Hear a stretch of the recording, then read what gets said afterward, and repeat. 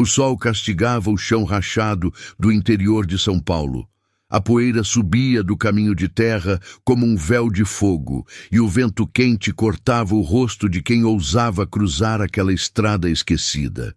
No meio do nada, uma mulher caminhava devagar, os pés descalços feridos pelo chão seco. Nas mãos, carregava 2 pequenas crianças, um em cada lado, Clara e Tomás, gêmeos de 6 anos, magros, com olhos grandes e assustados. O rosto de Helena, marcado pela exaustão, ainda guardava traços de beleza. Uma beleza triste, cansada, mas digna. O suor misturava-se à poeira, e o som dos grilos era o único que os acompanhava. Desde que deixara a cidade de Ribeirão, fugia sem olhar para trás. Atrás dela deixava uma história de medo e violência, e um homem capaz de tudo para tê-la de volta. Clara, de voz fraca, perguntou: "Mamãe, tem água?" Helena se abaixou, respirando com dificuldade. "Aguenta só mais um pouco, meu amor. Ali na frente tem uma cerca. Talvez alguém possa ajudar." O sol estava no ponto mais alto quando ela viu, ao longe, um rancho solitário cercado por gado. Um homem alto, de chapéu de couro e camisa aberta no peito, montado num cavalo baio, observava o horizonte. Seu nome era Otávio, dono daquelas terras. Um fazendeiro de 38 anos, conhecido na região por sua solidão e pelo olhar de quem já perdera tudo. Ele a viu se aproximando pela estrada, tropeçando, e instintivamente desceu do cavalo.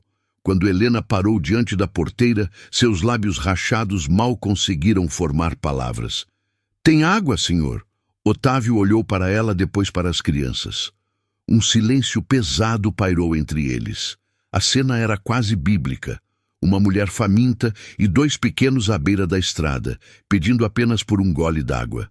Sem dizer nada, ele abriu a porteira e estendeu a mão. "Vou levar vocês para o meu rancho." Atravessaram o curral em silêncio. Os bois mugiam ao longe, e o cheiro de capim molhado pela irrigação enchia o ar. Otávio conduziu-os até a casa principal, uma construção antiga de janelas azuis, cercada por pés de manga e jabuticaba. Lá dentro, o ar era fresco. Helena ajudou as crianças a se sentarem à mesa, enquanto Otávio servia água de um jarro de barro. Clara bebeu primeiro, com as mãos tremendo. Tomás, mais tímido, apenas olhava para o fazendeiro desconfiado. "Há quanto tempo não comem?" perguntou Otávio, servindo pão e leite. Helena hesitou. 2 dias. Ele assentiu, mas nada disse.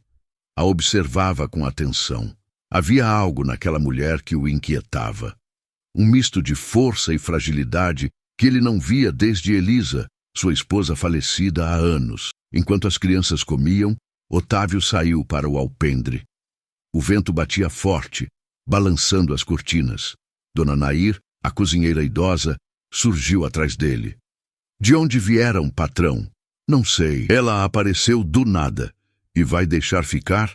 Ele ficou em silêncio. Lá dentro, o som das risadas das crianças que voltavam a comer encheu a casa. Otávio suspirou. "Por enquanto, sim." Ao cair da noite, o rancho ganhou vida. As lamparinas foram acesas e o cheiro de sopa se espalhou pela cozinha. Helena vestia uma roupa emprestada e penteava os cabelos dos filhos diante do espelho. Otávio entrou sem fazer barulho, mas Helena percebeu sua presença. "Obrigada pelo abrigo, senhor. Amanhã partimos cedo." Ele cruzou os braços. "Vai para onde?" "Para qualquer lugar onde ele não nos ache." Otávio se aproximou devagar. "Quem?" Helena hesitou, o olhar fugindo para o chão. "Meu antigo patrão. O homem que matou o pai dos meus filhos." A confissão pairou no ar como trovão silencioso. Otávio permaneceu calado por longos segundos, olhando-a com algo entre compaixão e raiva. Depois disse apenas: "Ninguém vai te achar aqui." Do lado de fora, o vento soprou forte, trazendo o som distante de galhos quebrando. Helena olhou pela janela e viu ao longe uma sombra perto do curral. Um arrepio percorreu sua espinha, mas quando piscou, a figura já havia sumido. Talvez fosse o medo pregando peças, ou talvez o passado já estivesse os alcançando. Naquela noite, enquanto as crianças dormiam, Helena ouviu passos no corredor. Saiu do quarto e viu Otávio sentado na varanda, olhando para o nada, com uma garrafa de cachaça na mão. Não consigo dormir quando o vento muda, disse ele. Parece que ele traz lembranças. Helena o olhou, encostando-se no batente. E se ele trouxer uma nova chance? Ele sorriu de leve. Acho que já trouxe. E ali, sob o som distante dos grilos, 2 destinos marcados pela perda começaram a se entrelaçar. Mas no escuro do pasto, entre as árvores, alguém os observava. Inscreva-se no canal Histórias Vida em Cena e acompanhe o próximo capítulo, O Rancho do Silêncio, onde Helena começa a descobrir que aquela fazenda guarda segredos mais antigos do que sua própria dor. O sol nasceu tímido sobre o campo, tingindo o céu de um laranja profundo. Helena acordou com o som dos galos e o aroma de café fresco vindo da cozinha. Por um breve instante, esqueceu-se de onde estava e achou que ainda vivia sua antiga vida antes da tragédia. Mas logo, o som dos passos de Otávio no corredor a trouxe de volta à realidade. Dormiu bem? Perguntou ele, encostando-se à porta. Helena, ainda sonolenta, respondeu. Melhor do que imaginei. Ele assentiu em silêncio. Desde a noite anterior, algo pairava entre eles. Uma sensação de confiança silenciosa e, ao mesmo tempo, de medo do que aquele vínculo significava.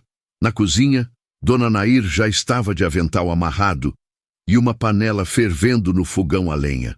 Bom dia, moça. Fiz um leite quente para as crianças. Estavam famintas outra vez. Helena sorriu. Obrigada, a senhora é um anjo. Mas a mulher apenas deu de ombros. Anjo não, só alguém que já viu muita coisa por aqui. Enquanto os gêmeos brincavam no terreiro, Helena observava a casa. Era grande, antiga, feita de madeira escura e cheirava a lembranças. Nos quadros da parede, via rostos que pareciam lhe observar.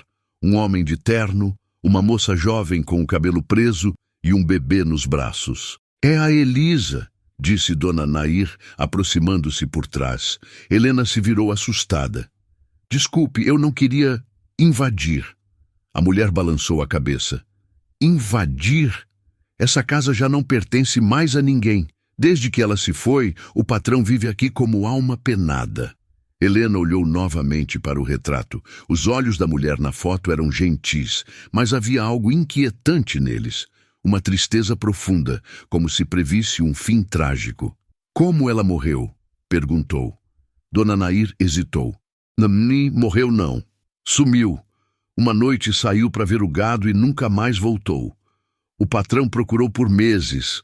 Depois, enterrou o assunto. Um arrepio percorreu o corpo de Helena. O silêncio que dominava aquela fazenda não era natural. Era o tipo de silêncio que grita o que ninguém tem coragem de dizer. No fim da manhã, Helena foi até o quintal ajudar a estender roupa. O vento soprava forte e as árvores ao redor rangiam como se murmurassem segredos antigos. De repente ouviu Clara gritar. Mamãe, o Tomás sumiu! Helena largou o balde e correu desesperada. Encontrou o menino perto do curral, ajoelhado, olhando fixamente para o chão. Tomás, você me matou de susto! O menino a olhou com inocência e apontou para um buraco coberto por tábuas velhas. Tem alguém falando aqui embaixo. Helena gelou. Ajoelhou-se e encostou o ouvido. Nada além do som abafado da água pingando. Mas Tomás insistia. Eu ouvi, mamãe. Era uma mulher. Ela o puxou pelos ombros e o levou para dentro, tremendo. Dona Nair, ao ouvir a história, empalideceu. Esse poço devia estar lacrado. Mandei tampar anos atrás. Otávio chegou logo depois, preocupado. O que houve? Helena explicou, e ele ficou em silêncio por alguns segundos antes de responder. Aquele poço é antigo. Dizem que foi cavado no tempo do meu avô. Desde que Elisa sumiu, ninguém chega perto. O pessoal da vila jura que é amaldiçoado. Helena sentiu um frio subir pela espinha. "E se?" começou a dizer, mas Otávio cortou. "Não, não fala isso, já enterramos essa história." Mas naquela noite, o som da água voltou a ecoar, alto, como um sussurro saindo da terra. Helena acordou com o barulho. Saiu do quarto devagar e viu Clara parada na varanda, olhando para o escuro. "O que faz acordada, minha filha?" A menina respondeu sem virar o rosto. "Ela tá chamando você, mamãe. A mulher do poço." O sangue de Helena gelou. A lua iluminava o terreiro e o vento batia nas folhas secas, como se alguém andasse por ali. De repente o sino da capela da fazenda soou, sozinho, 3 vezes. Otávio surgiu na porta segurando uma lamparina, o rosto pálido. "Você também ouviu?" Helena apenas assentiu. E pela primeira vez ele confessou o que nunca havia dito a ninguém. A última vez que o sino tocou sozinho foi na noite em que Elisa desapareceu. O vento se intensificou. As cortinas da sala se moveram sozinhas, e um retrato caiu da parede, estilhaçando-se no chão. Helena se abaixou para pegar a moldura quebrada.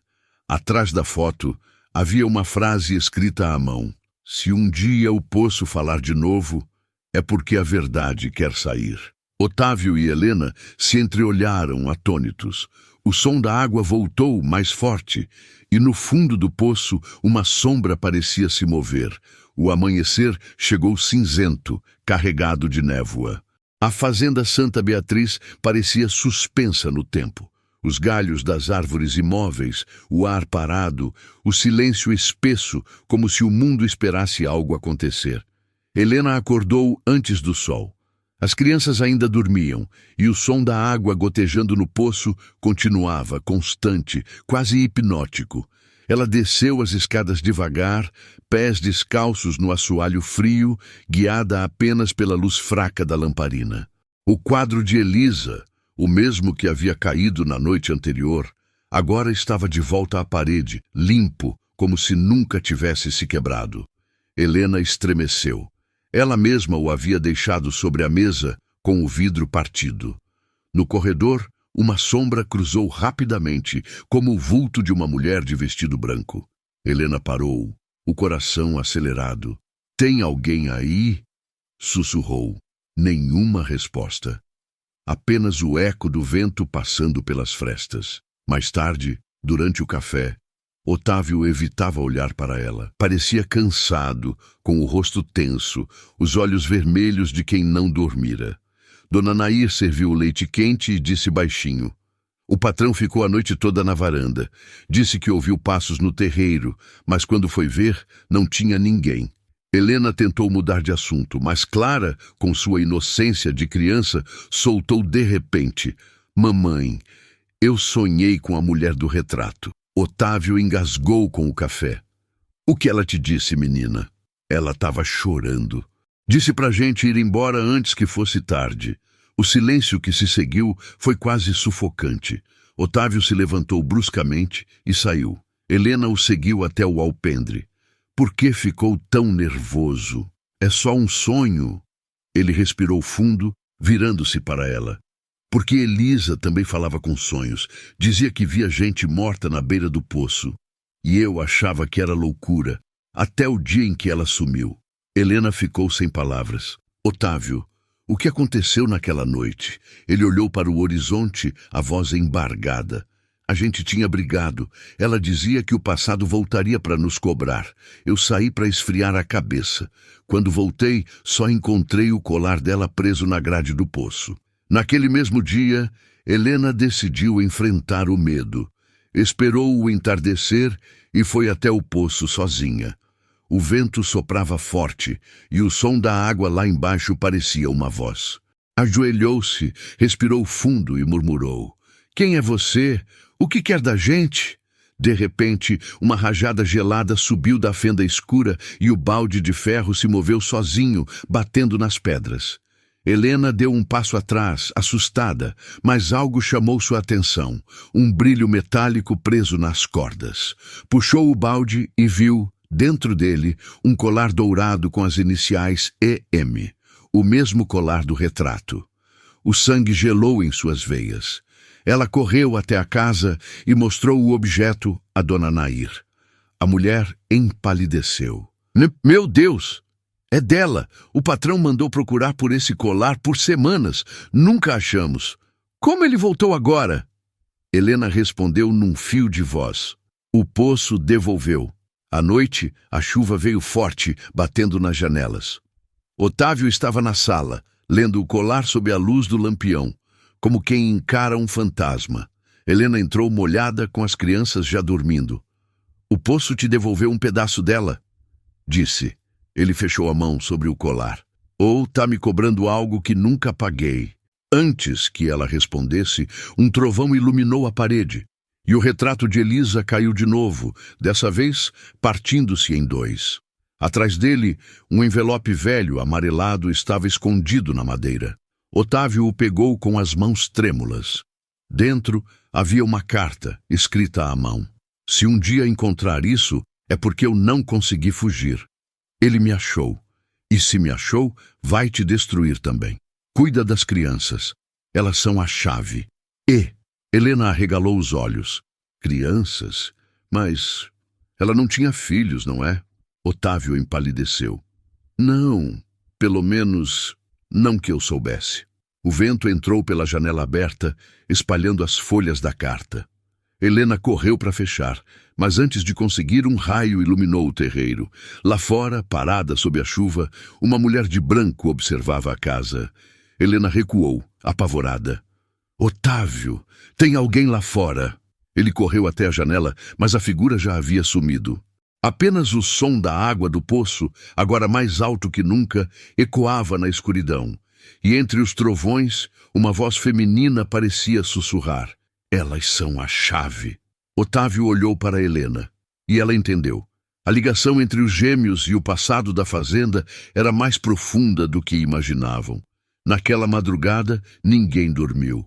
O colar estava sobre a mesa, o retrato quebrado no chão, e o som do vento entrava por todas as frestas. Otávio bebeu um gole de cachaça e murmurou. Se Elisa quer me dizer algo, que diga logo. Não aguento mais esse rancho calado. Helena o fitou com um olhar firme. Então amanhã a gente vai até o fim, nem que o poço tenha que falar. Lá fora, o trovão rugiu como uma resposta. A manhã chegou carregada de um silêncio estranho. O tipo de silêncio que antecede revelações. Otávio estava sentado na varanda, os olhos fixos no horizonte enevoado. O colar de Elisa, agora limpo, pendia em sua mão. Helena observava de longe, com as crianças brincando ao redor do velho poço, como se o medo da noite passada jamais tivesse existido. Desde que encontraram a carta, o ar dentro da casa parecia mais pesado. Cada som, cada rangido, soava como um aviso. E embora Otávio tentasse agir com naturalidade, algo nele havia mudado. Parecia mais calmo, mas ao mesmo tempo mais distante, como se tivesse se resignado a carregar um fardo que nunca lhe pertenceu completamente. Helena se aproximou. Dormiu? Ele respondeu sem tirar os olhos do campo. Não, passei a noite pensando no que Elisa escreveu. Você acredita mesmo que ela foi morta? Otávio respirou fundo, a voz embargada. Acredito que ela foi traída. E agora, o que mais me assombra é que talvez eu tenha sido o motivo. Helena se sentou ao lado dele. Você? Sim. Antes de desaparecer, Elisa vivia desconfiada de um homem. Dizia que ele a ameaçava, que sabia demais sobre o passado da fazenda. Eu nunca levei a sério. Ele apertou o colar nas mãos. Aquele poço, Helena, ele foi cavado por meu pai, e dizem que nele se enterrou mais do que água. Enquanto ele falava, Clara e Tomás brincavam com um cachorro que havia aparecido na porteira. Mas, de repente, o cachorro começou a rosnar, fixando o olhar no pomar. Tomás seguiu o olhar do animal e congelou. Entre as árvores, uma mulher de vestido branco parecia observá-los. «Mamãe!» gritou ele, correndo até Helena. «Ela está ali!» Helena e Otávio correram para o pomar, mas não havia ninguém. Apenas folhas secas e o barulho do vento. «Foi ela de novo», sussurrou Clara. Ela não quer ir embora. Otávio se ajoelhou, encarando os filhos com ternura e medo. Escutem! Se virem qualquer pessoa que não conheçam, corram para dentro e chamem a mamãe, tá bom? Os gêmeos assentiram, mas Helena percebeu o detalhe que gelou o sangue. Tomás chamara Otávio de papai pela primeira vez. Ela olhou para ele, surpresa. Otávio desviou o olhar. Eles me confundem com o pai verdadeiro, só isso. Mas sua voz traiu o que o coração já sabia. Naquela tarde, Helena decidiu limpar o antigo quarto de Elisa, um cômodo trancado desde o desaparecimento. A chave ainda estava na gaveta da escrivaninha de Otávio. Quando a porta se abriu, o ar empoeirado e denso a fez tossir. As cortinas, rasgadas, deixavam entrar raios de luz que iluminavam o quarto em tons dourados e tristes. Sobre a penteadeira, um diário de capa vermelha repousava coberto de pó. Helena o abriu com cuidado. A caligrafia era delicada, feminina, mas o conteúdo sombrio. Ele voltou, disse que se eu contar o que sei, mata todos. Otávio não acredita em mim. Preciso esconder a verdade antes que seja tarde. Mais adiante, outra anotação. Se um dia essa mulher, a de olhos castanhos, aparecer com as crianças, proteja-a. Elas pertencem a ela, mas o sangue é dele. Helena sentiu as mãos tremerem. Olhos castanhos. Ela mesma. E o pior, Elisa escrevera aquilo antes de desaparecer. Quando Otávio entrou no quarto e a viu com o diário, ficou pálido. Você não devia estar aqui. Otávio, olha isso. Ela sabia de mim. Ela escreveu sobre mim antes de eu nascer. Como isso é possível? Ele tomou o diário e folheou rápido, incrédulo. Isso não faz sentido. Mas fazia. Helena sabia que a resposta estava ligada aos gêmeos e talvez à história da própria fazenda. Do lado de fora, o som do gado foi interrompido por um estampido seco. Um tiro. Otávio correu até a varanda. Viu o caseiro, seu Arlindo, vindo do curral com o rosto pálido. Patrão, achei isso preso no portão. Era uma bala cravada num bilhete. Otávio desdobrou o papel. Nele, apenas uma frase. As crianças não são suas, mas o que elas carregam é. Helena olhou para ele, desesperada. Quem mandou isso? Otávio respondeu, o olhar frio, fixo no horizonte. Um homem que devia estar morto. Ao cair da noite, o rancho ficou em silêncio. Otávio trancou as portas, espalhou lamparinas e guardou a espingarda sobre a mesa. Helena deitou as crianças, mas não pregou os olhos. Do lado de fora, o vento trouxe o som do sino da capela. 3 toques curtos, os mesmos da noite em que Elisa desapareceu. Otávio levantou-se devagar. Helena o seguiu até a varanda. É um aviso, disse ele, a voz rouca. Ele voltou. Quem? Otávio virou o rosto para o campo escuro. O homem que matou Elisa. E lá, sob a luz pálida da lua, uma figura surgiu perto do pomar, parada, imóvel, como uma lembrança viva. A noite caiu densa sobre o rancho e a fazenda parecia respirar, junto com o medo de quem a habitava. Otávio estava de pé na varanda, com a espingarda apoiada no ombro. O luar banhava o terreiro e o som do vento se misturava ao mugido distante do gado. Helena observava de dentro, com os olhos marejados, tentando manter as crianças dormindo. Desde o tiro encontrado no portão, a tensão era insuportável. Ninguém falava em voz alta. Nem Dona Nair ousava cruzar o pátio depois do pôr do sol. E mesmo assim, havia algo, uma presença invisível que parecia andar pelos corredores da casa durante a madrugada. Helena acordava sobressaltada todas as noites, jurando ouvir passos no andar de cima, o estalar do assoalho, o farfalhar das cortinas. Mas naquela noite o barulho veio de fora. Um som metálico vindo do poço. Otávio virou o rosto bruscamente, apontando a lanterna para a escuridão. O som era ritmado, como se alguém batesse algo contra as pedras. Ele avançou devagar, o coração acelerado, os cães rosnando atrás dele. Quando chegou perto, viu algo que o fez gelar. A tampa de madeira estava aberta, e, pendurado na borda, balançava o colar de Elisa. Otávio se abaixou e segurou o colar com força. Estava frio, úmido, como se tivesse acabado de sair da água. Mas ele o havia deixado dentro da casa, trancado na gaveta. Helena se aproximou, ofegante. Meu Deus, como isso veio parar aqui? Antes que Otávio respondesse, um barulho forte ecoou da mata, como passos apressados. Ele levantou a lanterna e gritou. Quem está aí? Nenhuma resposta, apenas o som de um galho quebrando. Otávio correu até o limite do pasto, mas a escuridão engoliu qualquer sinal de movimento. De volta à casa, Helena tentava acalmá-lo.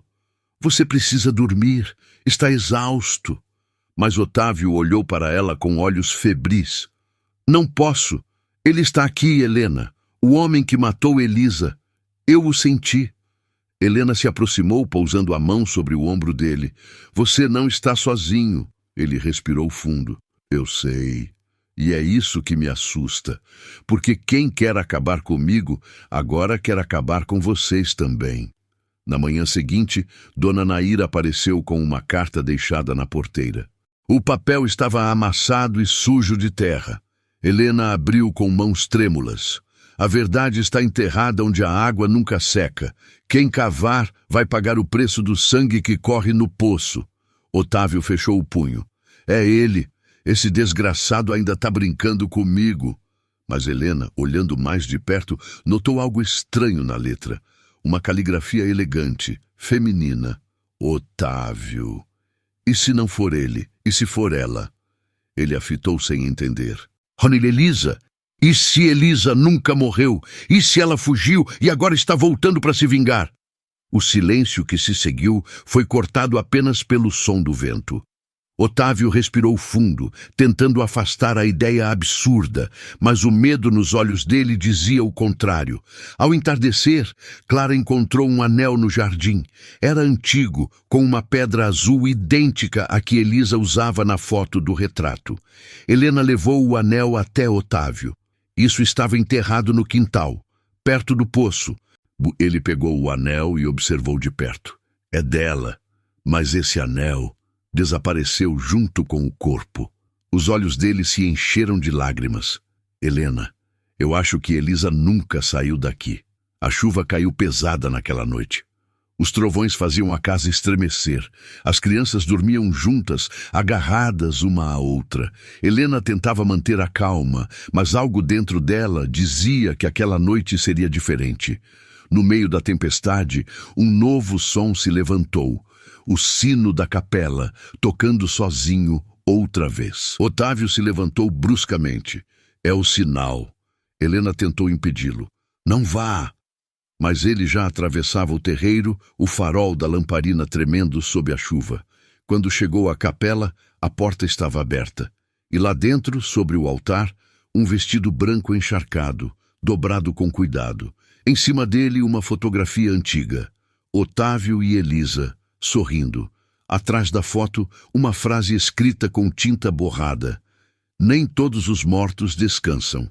Helena, que o havia seguido sem ser vista, recuou assustada. Mas antes que pudesse falar, um vulto passou correndo entre as colunas. Uma mulher de cabelos longos, encharcada, o rosto pálido. Otávio gritou, Elisa! E correu atrás dela na tempestade. A figura desapareceu na direção do poço. Helena tentou alcançá-lo, mas o som da chuva abafava tudo. E então ouviu um grito que partiu o ar. No escuro do campo, a lamparina de Otávio balançava sozinha perto do poço aberto. Helena se aproximou, o coração em desespero. Olhou para dentro, e o que viu fez suas pernas fraquejarem. O colar de Elisa brilhava sob a água, e refletido ali, o rosto dela, sorrindo. A madrugada avançava devagar, mas para Helena o tempo parecia ter parado. Ela continuava ali, à beira do poço, observando o reflexo da mulher sorrindo sob a água. O vento frio fazia o cabelo colar no rosto, e as lágrimas se misturavam com a chuva. Elisa, sussurrou, o que quer de nós? De repente, o reflexo desapareceu, substituído por ondas circulares que se espalharam lentamente. Helena recuou um passo, ofegante. Atrás dela, o som de passos na lama se aproximava. Era Otávio, molhado, trêmulo, com os olhos arregalados de horror.